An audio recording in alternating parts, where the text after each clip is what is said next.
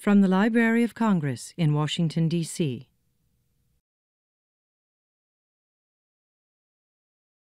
Today it is my pleasure to introduce our author, Matthew J. Kirby. He was born in Utah and was raised in Maryland, California, and Hawaii.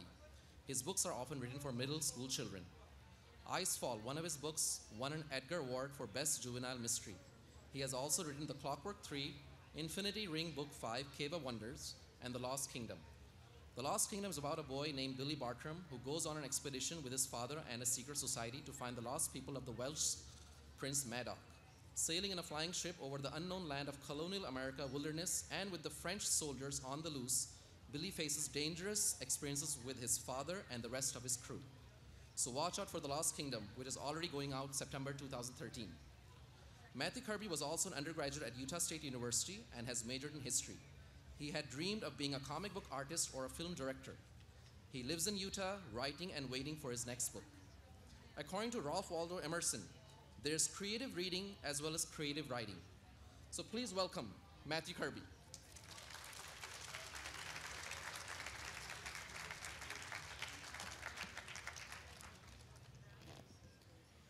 Well, this is a tremendous honor to be here. My first time attending the conference. It's just been a phenomenal experience so far, and I'd like to thank the organizers for inviting me. It's a bit like coming home. As was mentioned in the introduction, I actually spent several of my formative childhood years in Washington Grove near Gaithersburg, and regularly hopped on the Shady Grove station there and rode the metro here to the Smithsonian. In fact, I had to hop into the Natural History Museum. I'm not sure where it is from here, but that way? Right there.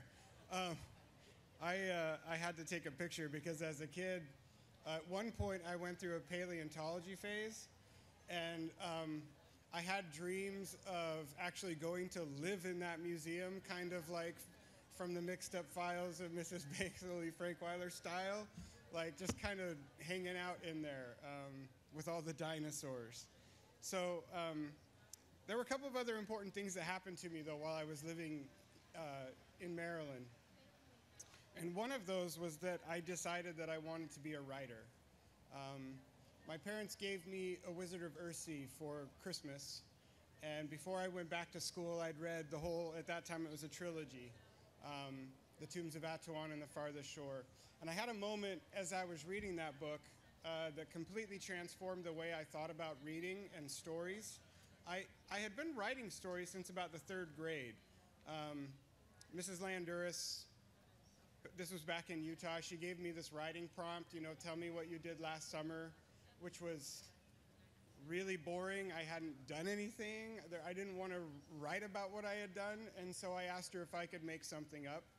And she said, yes, go right ahead. I want your best writing, but you can make it up. So I wrote my first story at that time. And but it wasn't until I read A Wizard of Earthsea that I decided, this is what I want to do. Like, this is who I am, this is who I want to be.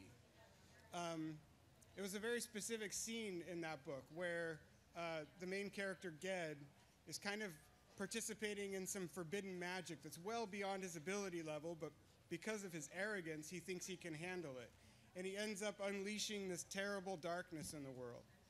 And there was this one line that said that as he opens up this magical rift into another dimension, this being like a clot of black shadow clambers through the breach. And that sentence just stopped me cold. And I read it over and over and over again, and I realized that each of those words had been chosen for a reason. Each of those words had been selected with care by the author. And it was such a powerful moment. That's what I wanted to do. I wanted to do that same thing. And so that's kind of been my dream ever since. It was also at that time that I really fell in love with reading. A lot of historical fiction, the work of Elizabeth George Spears. Sign of the Beaver was particularly a touchstone for me because the main character's name was Matt. And I used to go out in the woods by my house. I had a bow and arrow that I would take out with me and like shoot at the trees and stuff. I could never bring myself to shoot at any animals. That just wasn't the kind of kid I was. But historical fiction has always held a strong appeal for me, and fantasy. So as I have gone through my writing career, that's kind of how I have approached each of the stories that I've told. The Clockwork Three was inspired by a real boy named, well, he would have been Giuseppe in Italy, but his name was Joseph. And I read about him in the New York Times, their archives of 1873. This boy who had been kidnapped from his home in Italy and brought to the United States, where he was forced to play music on the streets to earn money. Very kind of Dickensian story. And so that inspired the Clockwork Three, and Icefall was also inspired by a historical Norse setting. When it came time to write The Lost Kingdom, this is the one that just came out, I had come across this crazy story of this Welsh prince named Madoc, who was said to have sailed, according to legend, to the New World in 1170 and established a Welsh colony long before Christopher Columbus or anyone else. And there was this pretty widespread belief that there were Welsh-speaking descendants of Madoc out in the frontier somewhere. You would frequently hear of missionaries who would leave the colonies and venture west, and they would be, this was a story that was repeated several times. The missionary would be captured by Native Americans, and right as they were about to be murdered or whatever in some way, they would pray, they would lift their voice in prayer in their native tongue, which was Welsh. And suddenly the Indians would be able to understand them, and hey, and they kind of like have a bit of a reunion. And then they would come back with this story of these Welsh-speaking Indians, and so out there somewhere were the descendants of Madoc. This belief was so widespread that governments, the governors of the colonies, like Governor Dinwiddie of Virginia, offered a 500-pound purse to anyone who could bring back proof of the Welsh-speaking Indians. And up until Lewis and Clark left on their expedition, they believed in it. In fact, like Thomas Jefferson gave Lewis and Clark their to-do list, right? So the first thing they were supposed to do was find a route to the Pacific Ocean. Okay, check. Then Thomas Jefferson wanted them to bring back a baby mastodon because they believed those were out there too. I don't think they were succeeded in that particular venture. And he also told them that he wanted to make contact with the Welsh-speaking descendants of Madoc, which again, I don't think Lewis and Clark were able to accomplish. But I started to wonder, you know, an American frontier where there might be a lost kingdom of Madoc's descendants. If I took some of those beliefs at face value about what Americans at that time believed about America, what kind of a frontier would I find? And so as I kind of started imagining that kind of alternate America, this whole sort of world sprang up around it. And so Billy Bartram, the main character, he's actually, there's actually quite a bit of historical basis for the Lost Kingdom. Billy Bartram, William Bartram, and his father, John Bartram, were a real life father-son team of naturalists. They were botanists. And together with Benjamin Franklin, John Bartram founded the American Philosophical Society, which began and then kind of sputtered into silence for a little while before it started back up again. So in that period of silence, on the eve of the French and Indian War, I decided to set my story. And I have this crazy team of mad scientists who are all members of the Philosophical Society going off in search of Madoc and his lost kingdom. This was kind of the kind of fantasies that I would have when I was a kid running through the woods of Washington Grove, is that kind of story, taking history and really exploring the deeper questions. I think that in a lot of ways, we're all storytellers. Stories are how we organize our lives. When we look back over our lives, I've told you several stories of my life. I mean, that's what we do. Stories are how we structure sort of the chaos of this world and make it manageable, and it allows us to ask questions about it. And history is particularly important for that reason, because history tells us how we got where we are. when I was a kid, I wasn't crazy about history because it was just names and dates. But as I got older and I began to understand history, it's not about the names and dates. It's about the cause and effect.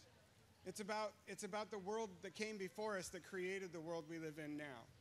And that's why when I was approached to write one of the installments in the Infinity Ring series, I jumped at this chance.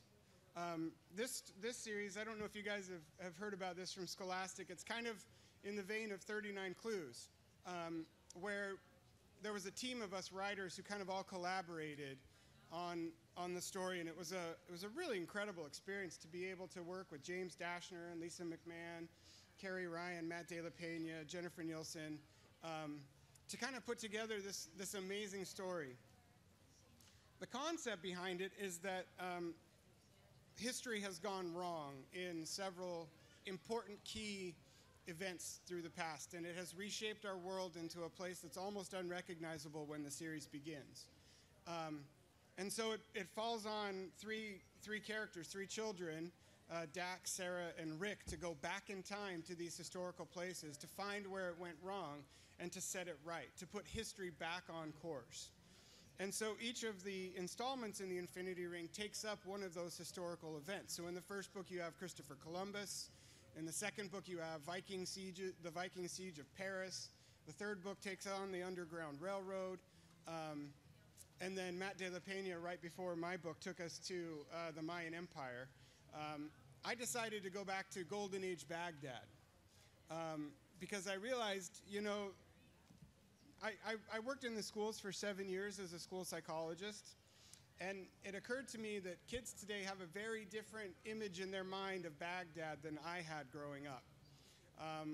I had the Arabian Nights, you know what I mean? I had all of those stories, the magic carpet rides, all of it.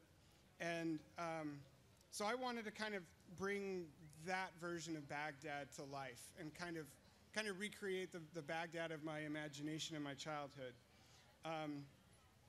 But what these books really do is it shows us how, like I was saying, how history has shaped the world that we live in. And it helps kids, I think, to question the world that we live in and the kind of history that they're making for themselves, because you see the cause and effect.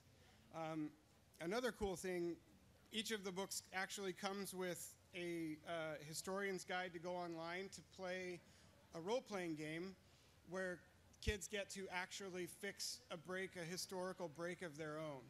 So there's the core story of the books, but in between each of those books is a story that the reader owns, that they participate in, that they take part in as the characters from the story.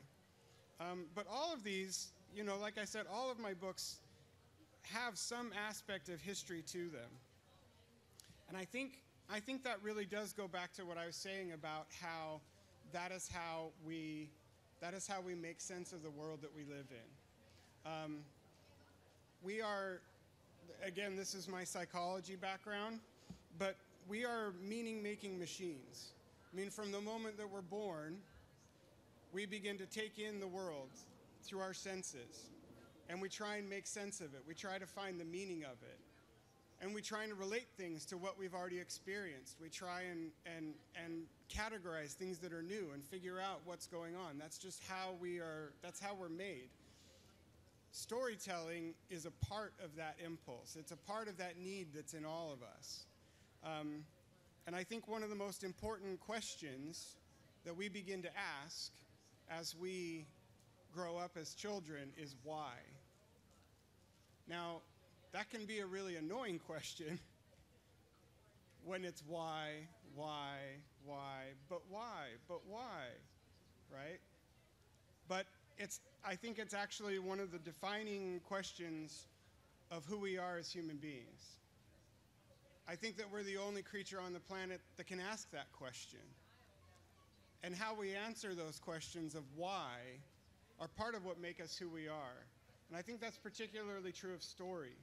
So whenever I write a book, I've usually got questions in my mind. But as the inestimable Richard Peck has said, who is here at the festival, the story should be the question and not the answer.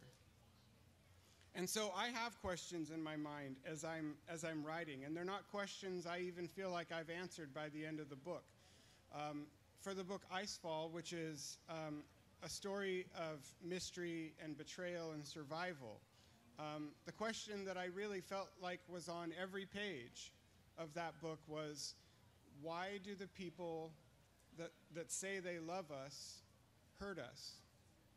We've all been hurt. I think that's a part of the human experience as well. For The Lost Kingdom, it's very much about a boy and his father and their relationship. And it's particularly about that moment when you realize that your parent, your father, your mother, or anyone that you've idolized or seen as a hero, you realize that they're human, that they're flawed. And what do you do with that? And so the question of why our heroes have to fall is on, I think, every page of The Lost Kingdom. I think as authors, that's the most important thing we do, is we ask those questions of why. And I think it's important to get readers asking questions, why? Why is the world the way it is? Why are people the way they are? And as we answer those questions, I think we get closer to being better versions of ourselves. And I take that responsibility when writing for a younger reader very seriously. It's been demonstrated that reading, at a very neurological level, reading, we experience what we're reading about as if we were really there. Like, they've taken people and put them in fMRI machines and actually looked at what their brain is doing as they're reading. And they found that their brains are reacting as if they were experiencing what they're reading about. So in a lot of ways, it could be that what a young reader is reading in a book, that is their first experience with that thing, that emotion, that circumstance, that condition. And if that's going to be their first experience with it, then I think there's a responsibility on us to treat it with honesty and authenticity and respect, and let the reader make up their own mind about it and find their own answers to those questions of why. How are we doing on time? Okay. What's that? All right. We have 10 minutes, so I'm going to open this up for questions if anybody has any.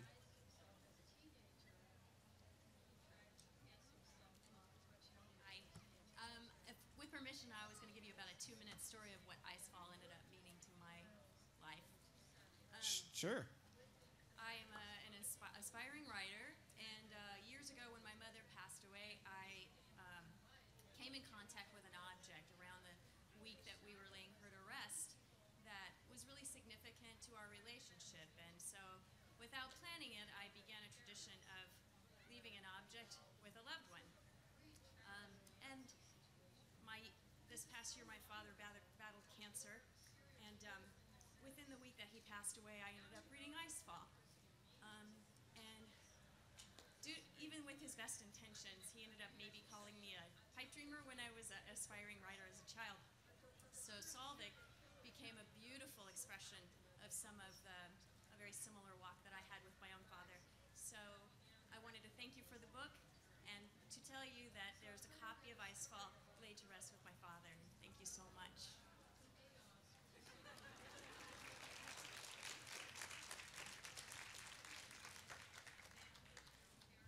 Thank you. Wow. Kind of speechless.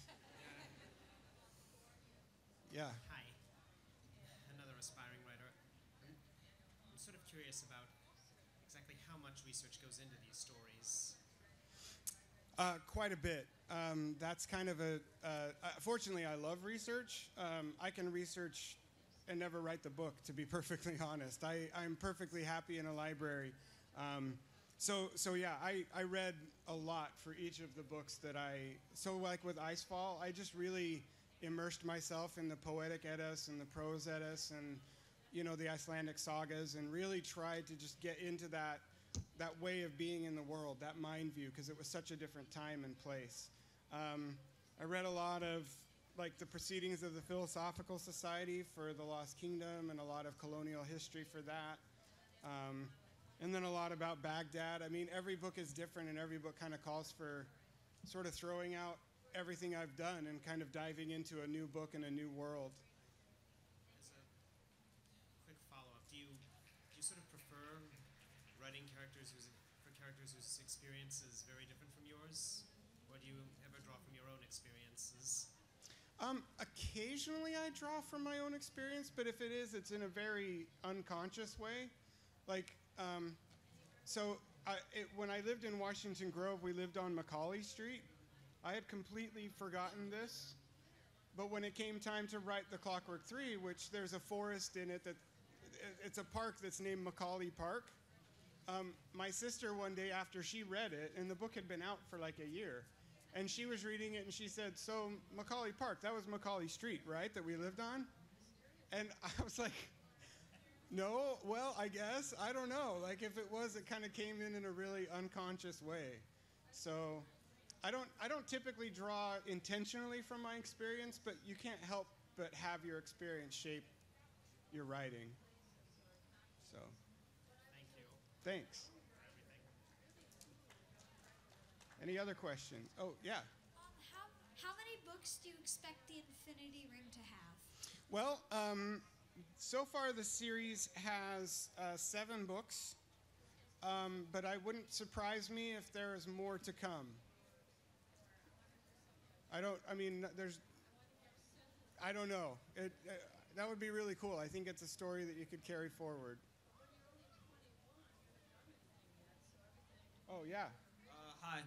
I'm an aspiring writer too, and I really enjoy writing historical fiction like you do as well. I wanted to ask, you brought up something really interesting when you talked about Baghdad and the Infinity Ring story that you had written. I guess, what's your favorite part about immersing a reader in like a historical setting or a place that may not be familiar with? That's my first question. I have another one, but I want to hear you answer the first one first. Well, one of the things I love about historical fiction is that when it's done right, you really do feel like you've been transported to another world. And in the best historical fiction, I think what it does is it makes me look at things in a new way that I may have taken for granted. A perfect example of that is Octavian Nothing by M.T. Anderson, the duology. I read that, and you can't look at American history the same way again after you read that. So I think that it takes things that you might think you know, and it kind of turns those things on their head, and it shows you things that you might have never thought of or dreamed about. And that, to me, is what really great historical fiction can do. One more question. Without spoiling anything, I guess, to maybe your future works, like what are some places and historical periods, I guess, that you're looking forward to visiting in your own writing, like that you really want to write about in the future? I know plenty of people have gone here before me, but I would love to get to Victorian London. That's a setting that holds a lot of promise, I think, for me in the future. Awesome. Thank you very much. Yeah, thank you. Yeah. I like to write short stories at home. Awesome. I was wondering what techniques you use to make good stories. Techniques to write good stories? Let's see. Well, one thing that I try and do in every book is I try and find a main character that I just love. Because I know if I love them, then hopefully the reader will love them too. And once I have this character that I love, I try and make life as hard for them as I possibly can. And that usually makes for a story that people want to read and can't put down. Does that help? Okay. Any other? Yes. How do you come up with your ideas? Well, usually my ideas come about when I'm thinking about things that seem unrelated, and they kind of get smooshed together in my imagination. So with Icefall, I was thinking a lot about like Norse mythology, and I was also thinking about like sort of mysteries and detective stories and survival stories. And those things don't necessarily seem like they would go together, but it's in those kind of things that don't connect that I sometimes find really interesting connections, because Icefall ended up being a mystery story and a survival story that's set in ancient Norway with Vikings. So it's kind of that's how a lot of my ideas come about, is just by putting those things together that don't seem like they go together. And where did you go to college, and did you study history in college? I did study history in college. I went to Utah State University, and really? That's awesome. But yeah, I studied history. What's been your experience with not being able to control your cover art? I've been very, very lucky. Scholastic has done an amazing job putting together covers. They've always kind of asked for my opinion, which they don't really need to do, so that's very nice of them. But, I mean, I don't know if you can see that, but it's just awesome. And Icefall and the Clockwork Three were awesome too. So, yeah, my experience with not being in control, I completely trust my editor and my publisher and the talented people there who work on designing the book. So, yeah. Would you ever consider writing a sequel to the Clockwork Three? You know, I get that question all the time, and I would love to.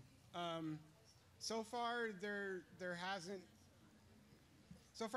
been enough of a demand to take me away from some other ideas that I want to do, but hopefully one day I will come back to that, because I'd love to see Giuseppe get home.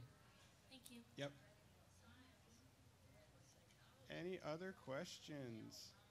We've got 2 minutes left, so if you're dying to ask a question, now is the time. If not, oh. I got one more for you. Okay. Do you consider yourself your own worst critic, or do you you prefer to have like other people look over your work before it's published and like edit it and do all that stuff? Like, do you edit your own work at all? Yeah, I mean, every writer has to. I hate revision. Like, I hate it. I mean, in my experience, a writer either loves revision and hates the first draft, or loves the first draft and then hates revision. I love the first draft and hate revision. That's why I have a writers group I've been attending for 7 years now. And they are pretty tough on me, and I appreciate it, because it makes my books better. Thank you very much. Yeah. All right. You guys have been an awesome crowd. Thank you. And I'll be signing books at 3 o'clock over there if you're interested. So, okay. Enjoy the rest of the festival. This has been a presentation of the Library of Congress. Visit us at loc.gov.